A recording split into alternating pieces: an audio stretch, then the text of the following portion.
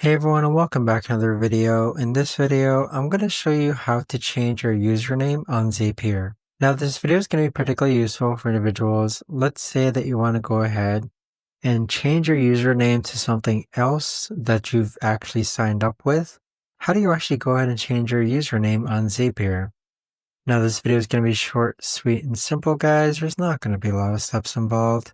Now, in order to do this, what you're first going to do is log on to Zapier. Then click on your profile icon in the upper right hand corner, then click on settings. Now on this option here, you want to go ahead and scroll down, and then this is where you're going to be able to change your name and last name, aka your username on Zapier. But that right there, guys, is the best and easiest way that I know of to actually go ahead and change your username on Zapier. If you guys know of a better or easier way to actually do this, let me know in the comments down below. I would love to know.